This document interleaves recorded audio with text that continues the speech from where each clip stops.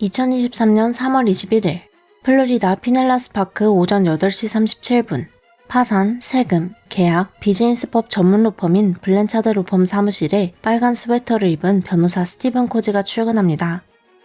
오전 10시 30분 예정되어 있던 한 사건의 온라인 심리에 그가 참석하지 않자 블랜차드 대표 변호사 제이크가 대신 심리에 참석하게 됩니다. 스티븐의 신변을 확인하기 위해 사무실로 찾아간 제이크는 주차장에 스티븐의 차가 그대로 있는 것을 발견했습니다. 사무실 책상 위에는 휴대폰, 자동차 키, 업무용 노트북과 태블릿까지 모두 남아 있었습니다. 사무실에는 음악이 흘러나오고 있었고 스티븐의 노트북에는 작성 중이던 이메일이 그대로 열려 있었습니다. 계속해서 스티븐을 찾던 제이크는 남자 화장실 문에 붉은 액체가 묻어 있는 것을 발견합니다. 안으로 들어서자 강한 표백제 냄새가 진동했고 소변기 칸막이와 변기에도 붉은 액체가 묻어 있었습니다. 칸막이 한 바닥에는 원형으로 닦아낸 듯한 어두운 얼룩이 남아 있었습니다. 제이크는 즉시 경찰에 신고했고 건물 내부에 CCTV가 없자 외부 CCTV를 확인하기 시작했습니다. 스티븐이 출근하기 5분 전 청바지에 흰색 긴팔 셔츠, 배낭을 맨 남성이 회색 토요타 툰드라를 타고 도착한 모습이 포착됩니다. 남성은 장갑을 낀 채 어깨에 큰 상자를 메고 건물 안으로 들어섰습니다. 스티븐의 온라인 미팅 8분 전 건물 안으로 들어갔던 그 남성은 이번엔 파란색 반팔 티셔츠 차림으로 빨간 가방과 담요로 덮인 큰 카트를 끌며 건물 밖으로 나왔습니다. 약 30분간 토요타 툰드라 안에 앉아있던 그는 오전 11시 5분경 카트의 물건을 힘겹게 트렁크에 싣는 모습이 포착됩니다. 경찰이 법률사무소를 수색하는 동안 회색 토요타 툰드라는 북쪽으로 달려 한 저택 앞에 멈춰섭니다. 한편 소리 소문 없이 사라진 스티븐 코지는 플로리다 범죄정보센터와 국가범죄정보센터의 실종자로 등록됩니다. 스티븐 실종 당일 오후 4시 48분 토요타 툰드라가 주차된 저택에서 이번엔 빨간색 토요타 코롤라가 동네를 빠져나갔고 그 차량은 385km 떨어진 빅 사이프레스 국립보존지구에 오후 9시 36분 카메라에 포착됩니다. 실종 이틀 만에 이 수상한 저택에 대한 수색영장이 발부되었고 출동한 경찰은 차량 짐칸과 차고 바닥에서 흥건한 혈흔을 발견했습니다. 다음날 스티븐의 실종이 뉴스에 보도되었고 경찰은 이 빨간색 토요타 코롤라가 범죄 증거인익에 사용된 것으로 보고 해당 차량과 차량의 주인 토마스 코스포스키에 대한 수색영장을 확보했습니다. 3월 25일 실종 나흘째 오후 3시 19분 두려운 마음에 라고 경찰과 수색영장에 대해 검색하던 토마즈는 집을 8분 남긴 지점에서 경찰에 의해 멈춰졌습니다. 차량 안에는 다량의 혈흔이 묻어있는 방탄조끼와 붉은 섬유, 마스크, 테이저건, 브레스너클, 권총 내정, 판창, 번호판 은폐장치, GPS 추적기, 접이식 칼, 수술용 가위, 장갑, 머리망, 박스 테이프, 약 28만 달러의 현금 등이 발견됩니다. 또한 범행에 쓰였을 것으로 보이는 마비제 석시닐콜린과 마비제가 들어있는 정맥용 주사기가 가방에서 발견됩니다. 이 집과 차량의 주인 토마즈 코스프스키는 플로리다의 성형외과 의사였습니다. 그는 SNS에 수술 영상을 올리며 성공적인 커리어를 쌓아가던 인물이었습니다. 토마즈의 집과 차에서 나온 상당량의 증거로 토마즈는 3월 26일 스티븐 코지 실종 관련 1급 살인 혐의로 체포됩니다. 그렇다면 이들은 도대체 무슨 사이였을까요? 토마즈와 스티븐의 악연은 2016년으로 거슬러 올라갑니다. 토마즈는 라우퍼 인스티튜트에서 유방 재건 전문의로 근무하며 보험 청구 담당자 제니퍼 아들을 만나게 됩니다. 그녀의 반복적인 업무 태만으로 인해 단 한 건의 보험 청구도 이루어지지 않았고 이로 인해 토마즈는 자신의 집 또한 여러 수술에 대한 비용을 지급받지 못했습니다. 또한 제니퍼는 토마즈의 허락 없이 그의 환자에게 연락해 보험이 불충분하여 토마즈 의사가 당신을 더 이상 환자로 받지 않을 것이라는 거짓말도 하기 시작했습니다. 이에 분노한 환자는 병원을 찾아오기도 하고 인터넷에 별점 1점을 남기며 토마즈 의사에 대한 비방글을 게시했습니다. 토마즈가 개인 병원으로 옮겼음에도 낮은 별점으로 인해 환자 수가 줄자 그는 제니퍼와 병원의 원장들을 상대로 15,000달러 이상의 금전적 피해와 명예훼손, 기만, 관리 소홀, 고의성 의심에 대한 소송을 제기합니다. 당시 라우퍼 병원 측을 변호하던 변호사가 바로 스티븐 코지였습니다. 두 사람은 2023년 1월 26일 블랜차드 로펌에서 진행된 해당 민사소송 관련 증언 녹취에서 대면했고 그날 두 차례의 격렬한 언쟁이 벌어졌습니다. 이후 토마즈는 스티븐을 향한 앙심을 품었고 실종 사건 발생 일주일 전 첫 번째 범행을 시도합니다. 3월 14일 블렌차드 로펌 사무실 가영도실에 불을 끄고 숨어있던 토마즈를 동물병원 직원 데보라가 발견했습니다. 깜짝 놀란 데보라는 처음 보는 그의 모습에 얼어붙었고 하얀 마스크를 쓰고 있던 토마즈는 정전 점검 중이라며 황급히 건물을 빠져나갔습니다. 수상한 남자를 뒤따라 나선 데보라는 뉴저지 번호판을 단 회색 토요타 툰드라를 목격했고 이는 토마즈가 범행 당시 탄 차량과 동일한 차량이었습니다. 한 차례 범행에 실패한 토마즈는 일주일 후 다시 범행을 준비합니다. 사건 당일 아침 건물 안에 숨어있다 오전 9시 30분경 스티븐이 화장실로 향하자 뒤따라가 마비제를 주입했고 스티븐은 의식이 있는 채로 서서히 호흡이 멎어가는 고통 속에 살해당했을 것으로 추정되었습니다. 시신이 현재까지도 발견되지 않아 정확한 훼손 정도는 알 수 없지만 사무실 화장실과 토마즈의 집에서 발견된 스티븐의 혈흔으로 미루어 보아 그의 시신이 상당히 훼손되었을 것으로 추정됩니다. 이후 토마즈는 스티븐의 시신을 카트에 싣고 건물을 빠져나와 오전 10시 30분 스티븐이 참석하기로 예정되어 있던 바로 그 온라인 심리에 원고로 참석해 마치 스티븐을 기다린 척 연기했습니다. 토마즈는 4월 27일 1급 살인으로 기소되었고 검찰은 사형 선고가 가능한 재판으로 전환을 요청했습니다.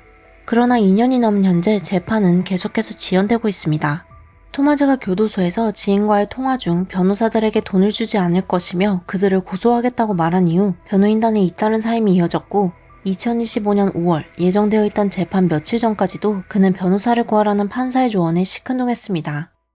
You understand you have the right to a lawyer. If you cannot afford to hire your own lawyer, then I will appoint one to represent you. You understand that? Yes. As it is almost always unwise to represent yourself in court, let me tell you a few of the disadvantages of representing yourself in court. You understand that you will not get any special treatment from the court just because you are representing yourself. Yes, sir. You understand that you will not be entitled to a continuance simply because you wish to represent yourself. Yes, sir.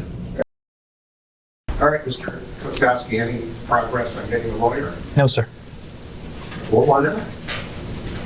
Well, I'm sorry, I'm still interviewing people, so. Have you interviewed them in person? Have they been on video? Have you been calling them? I've interviewed them in person. So there are people who want to take your case, but you're still deciding who you want. Yes. All right, are we going to have that figured out this week? I don't think so. Well, why not? What are you doing? An investigation of these people? Well, I think it's pretty important that I get the right lawyer, don't you? All right, so when are you going to have a lawyer? I don't know. Well, since the trial's Monday, don't you think it's a good idea to get one sooner rather than later? Sure. So why don't you think you can do that this week?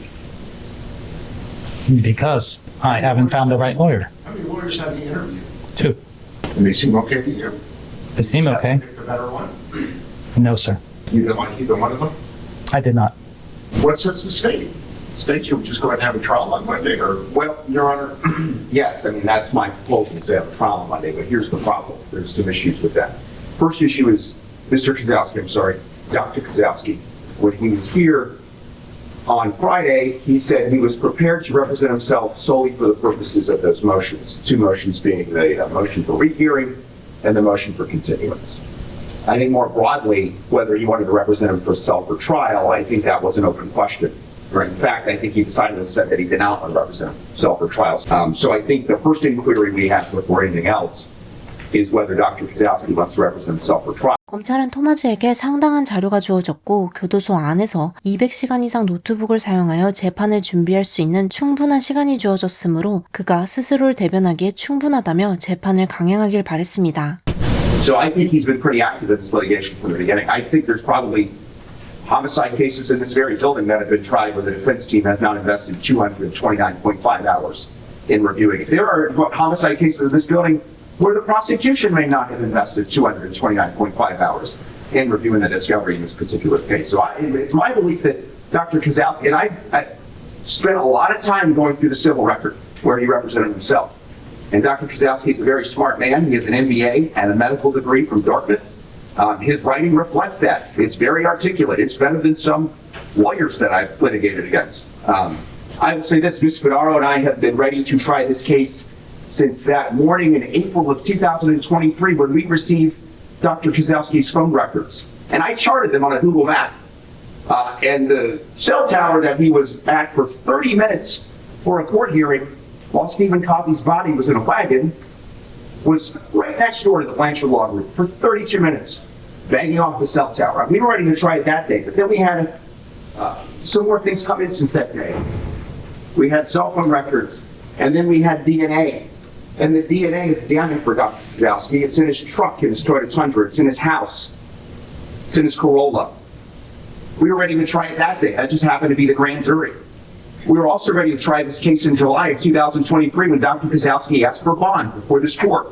And we filed a pretrial detention motion laying out literally the entire case. Affidavits sworn to by two lead detectives in this case, laying out the evidence against Dr. Kozlowski and the testimony. Do you want to represent yourself for trial, or are you going to hire a lawyer for that? No, sir, I do not want to represent myself for the trial. Or do you want to represent yourself for your motion to continue, or I guess it was Mr. Arnbon's motion? No, I'll represent myself for that. What do you want to say in regard to that motion? Well, discovery's not complete, depositions aren't complete, pending motions aren't complete, and I'm not sure whether forensic testing is complete. So there are lots of things that aren't done in this case, and no matter what Mr. Vonderheide tells you. There are a whole lot of things that have been done. There's a whole lot more things that have been done than things that haven't been done. So we're really close to getting ready on this thing. And the main reason that we're not ready is that you don't have a lawyer. But you're going to get one soon because you don't have a choice. You're going to have a lawyer here within 2 weeks, right? I don't know, sir. Well, work on it, okay? If you already have 2 lawyers that you've interviewed, that's pretty good, all right? So I can reset the pretrial here for May 28th. That's 2 weeks. That's plenty of time, all right? And obviously, I'm giving you plenty of time to retain the lawyer. We're not going to go on forever with this. We're not going to have the case just going absolutely nowhere. We have to move things along, and we're almost done. We're almost at the finish line because almost everything's been done. There's just a few things here and there that need to be done, and you need a lawyer. So your lawyer has to go over everything. You have to find a date when the state's ready and your lawyer's ready. So make a good faith effort to retain a lawyer. All right, and then if you're not making a good faith effort, I'll just appoint one for you. 결국 5월 말 판사가 국선 변호사를 지정해줬으나 그마저도 이해관계 충돌로 인해 사임했습니다. 지난 6월 16일 네 번째 변호인까지 사임 의사를 밝히면서 현재 정확한 재판 일정은 정해지지 않은 상태입니다. 한 설문조사에 따르면 2008년부터 2018년 사이 미국 28개 주에서 최대 52.9%의 변호사들이 협박과 폭행에 노출된 경험이 있다고 합니다. 미국뿐 아니라 세계 곳곳에서 법조계 종사자들이 마땅한 보호장치 없이 유사한 위협에 노출되고 있다는 사실을 각종 뉴스 보도를 통해 쉽게 접할 수 있습니다. 이러한 행위들은 단순히 개인을 향한 범죄를 넘어 정의 실현의 최전선에 서한 법조인들을 위협함으로써 사법 시스템 전체를 근본부터 흔드는 심각한 범죄라고 할 수 있습니다. 토마즈가 시신을 유기한 것으로 추정되는 장소에서 쓰레기를 수거한 환경미화원의 진술과 그 쓰레기가 묻힌 매립지 수색에도 불구하고 스티븐의 시신은 여전히 발견되지 않았습니다. 흥미롭게도 한 통계에 따르면 2020년까지 미국 내 시신 없는 살인 재판의 유죄 판결률이 86%로 시신이 있는 재판의 유죄 판결률인 70%보다 오히려 더 높은 수치를 보이고 있습니다. 이로써 스티븐의 시신이 없다는 사실이 토마즈의 유무죄를 가리는데 큰 장애물이 되진 않을 것으로 보입니다. 하지만 현재 범행동으로 추정되는 칼 또한 발견되지 않아 재판에서 배심원들에게 합리적인 의심을 넘는 설득력이 매우 중요해 보입니다. 처음부터 지금까지 눈 하나 깜짝하지 않고 무죄를 주장하는 토마즈에게 과연 정당한 처벌이 내려질 수 있을지, 그리고 그 처벌이 사형까지 이어질 수 있을지 귀추가 주목되고 있습니다. 여전히 가족의 품으로 돌아오지 못하고 있는 스티븐이 하루빨리 돌아오길, 그리고 토마즈가 반드시 합당한 처벌을 받길 바라며 오늘의 영상을 마칩니다.